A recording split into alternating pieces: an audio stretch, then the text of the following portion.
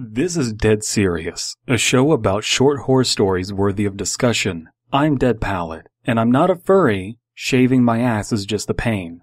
Today we're taking a look at a story called Frequency, and we're doing a blind reading of it. Let's get right into it. In the late 1950s, scientists accidentally discovered something that wasn't meant to exist. It was dubbed the frequency. The frequency works on a basis that prolonged exposure increases the signs of the symptoms of paranoid anxiety. For example, somebody who was exposed for 10 minutes would have less indications than a person exposed for 1 hour. This frequency was kept a secret. Should it be revealed, quite a hysteria could be stirred up. Naturally, the scientists responsible for the frequency felt it necessary to test the effects on humans. So immediately we are given this concept, but no details to ground it at all whatsoever. So we're given 1950s, and that there were scientists. Who were these scientists? Where were these scientists? Was it America? Was it, U.S. scientists, government scientists that are discovering this terrifying thing? Is it Russian scientists? Does this have to do with, post-war tensions increasing in the Cold War or something like that? Where are we getting this frequency from? Who are these scientists? Who kept it secret? How do you know about this? Where are you getting these details? I have many questions, and these short little paragraphs are not answering any of these questions, and I'm going to go out on a limb and say that they probably aren't going to answer my questions later on. Call me a cynic, but let's continue on. The first test, which lasted about 20 minutes, showed no immediate effects, with the exception that some acute anxiety. Test 2 lasted 2 hours long. After going past the 20-minute mark, the subject seemed anxious, as observed in the previous test. For this test, the scientists took extra measures and strapped the subject to a chair. The test continued. I'm not exactly sure why strapping someone to a chair is completely necessary with what we've observed. And if we found out about this frequency and we're doing these tests, how do we know the effects of the test before? Okay, moving on. After 45 minutes have passed, the subject seemed agitated. They stated that they were being bothered by some kind of fog in front of their eyes. We acknowledged the individual's decomposure, and at the same time, took notes on the effects of the frequencies inducing symptoms. Took notes on the effects of the frequencies inducing symptoms. No, when you say took notes on how the frequency was inducing these symptoms, anyway, the idea of fog being in front of your eyes, that's pretty cool. And we're getting the idea that you were one of these scientists. The person narrating this story is telling us that they're one of these scientists because they were there. All right. 1 hour and 15 minutes on the timer. The subject appeared more distressed. The subject was constantly moaning and whining while showing signs of delusion. The subject constantly darted his head around the soundproof room at random intervals. About 20 minutes later, the subject began to weep. Eventually, where are you getting these words, Brandon? The word eventually is nowhere in the story. Where are you? When questioned by one of the scientists, he complained that these shadowy figures were standing in the fog.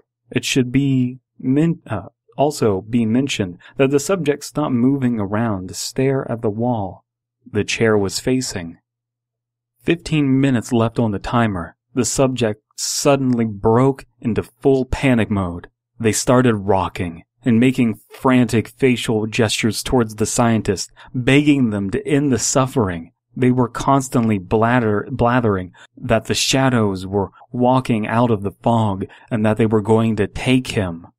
I think that this is not a terrible idea. I like figures in fog. Figures in fog is always really cool. I like that there's this sound that's inducing this, that this one person is hallucinating that. It's just we've been given no details about the situation that has caused these scientists to be studying this, We're given no grounding. It's not set up believably. But I think that this author had this concept of figures in fog being induced by some stimuli, and that's good. I really like that.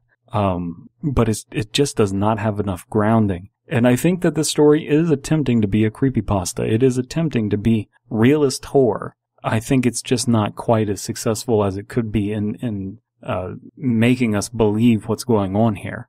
But anyway, 30 seconds left to tick away. The subject's spastic movements freed them from their prison. They sprinted out of the test room. Before the scientist could stop them, the subject snatched a scalpel from the surgical table and grabbed the scientist nearest to him. The subject proceeded to drag the blade across the scientist's throat, ending their life. The subject then dug the scalpel into its own eye, and they removed them from their socket in one attempt to rid himself of the images plural, multiple images, Brandon, come on. Naturally, the test were scrapped, and the research was buried deep in the archives. What fucking archives? Where? In which country? For which company? Come on. I really need to know this. This is important information. This is pertinent. This is dangerous, right? You want us to believe that this frequency is dangerous. Tell us where it is. That way we can be like, those people in Denmark, those goddamn Danes, they have this frequency. We gotta make sure that it's under wraps.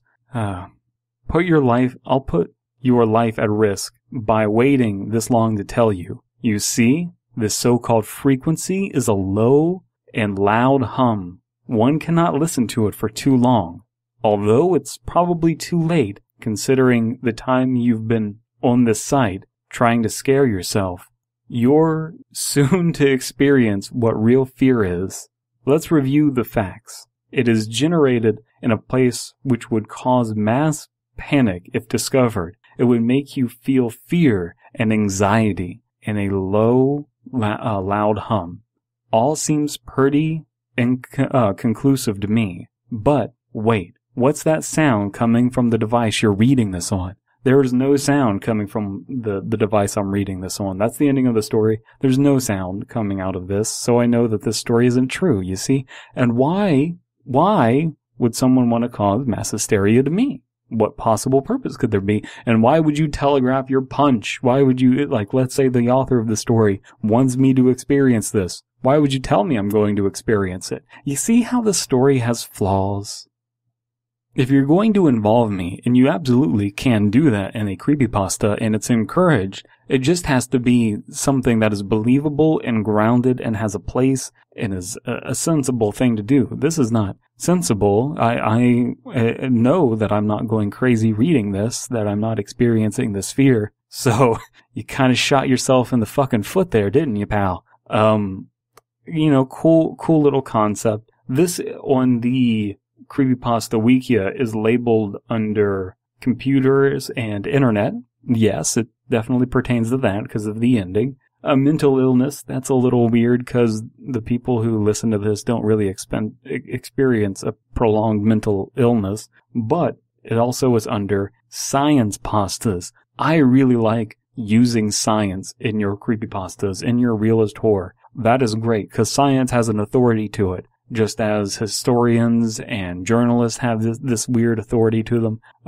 You can question whether they should or whatever the fuck, doesn't matter. But they do have this authority, and people will listen to people in lab coats. But if you're going to write a story from the perspective of a scientist, you have to speak like a scientist. You have to make us believe you're a scientist. And a scientist wouldn't do this. A scientist would give us details. The details of the amount of time that these test subjects are being strapped in is not enough to convince us. There's only 2 tests being run. This is just fucking ridiculous.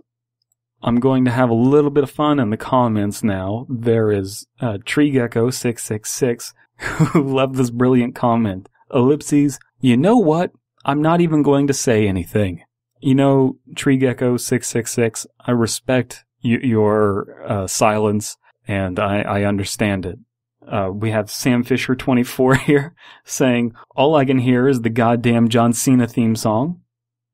And right here in the comments, we have someone that goes by guest 3905, who is doing a little bit of scientific fact-checking on the story, which is much appreciated. This frequency is pretty much useless because if a human is exposed to a sound of 185 to 200 decibels, a thing called air embolism gets into your lungs and then stomps your heart. If you strapped a speaker to a remote-controlled car, you can kill anyone who comes near it. Not a good suggestion to put out there, but nice little fact-checking there. Completely debunks the story from the get-go. I am just disappointed at how easy the story is to debunk. But I will say this story was a nice little lulz fest. Let's move on to our sponsor of the day and close this out. Creepy old hotels. Creepy old hotels. Even if we aren't watching you do it, the walls are thin enough to hear you do it.